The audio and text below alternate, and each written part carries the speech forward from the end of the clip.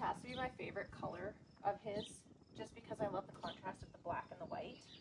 You can see he's starting to like black out a little bit more in his shoulders now. We've had some questions about his coloring recently, because with how he looks at this color point, he looks like an Appaloosa.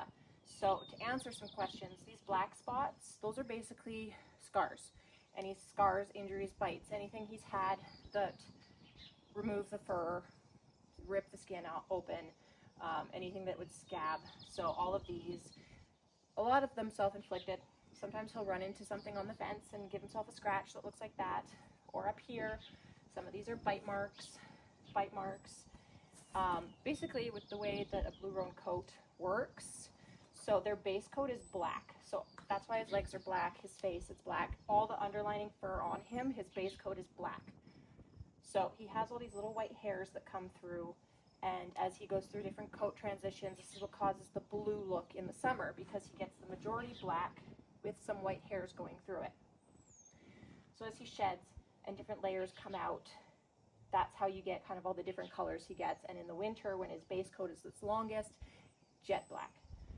So when he scars and he loses fur in that spot, the hair comes back black only. It no longer has like the little white hairs that grow in, and it comes back as just a solid black color, which is what happens when he scars. And so that creates the look of having Appaloosa spots during this time of the year, because most of his coat, which still has the white hairs in it, is white, while it contrasts with the very dark black scar spots. So it's kind of sad when you think about him having that many scars, but like I said, most of them being self-inflicted, getting into trouble, bite marks, running into things. Not much you can do about that. A lot of these like lines on here he had when I got him as a baby, and then these ones here are all just bite marks, teeth marks, stuff like that. And so last couple springs ago now, he got a pretty bad bite mark in his front leg that resulted in the vet having to come out and flush it, debride it, and then he was on antibiotics, all that kind of thing. So I'm going to show you now. Now that the fur has grown back, you can see here where he got bit is just all completely black hair. So it's not going to grow back in its white hair look. Everything's going to come back as just black. So I think it creates a pretty sharp contrast to his coat, and I love how he looks with the white and the black, especially when you get the sharp look between his legs.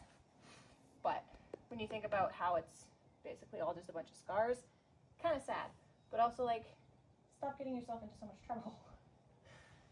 But now you'll see his white is kind of, he's losing all the white fur, which is what most of what's shedding out right now, and he's going to start going into that Blue Roan look that gives it like that marbly blue glisten in the sun, which is my favorite.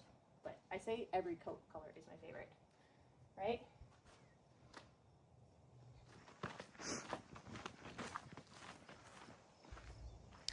But I also love the look of his like unbrushed mane. It looks like a wildy mane and it's my favorite. Like I love, this is his good side. And so with like the contrast of his black legs, with his white body and the black hair, I think it makes him look like a little bit of a wild Mustang. And we like how that looks, right? Hey?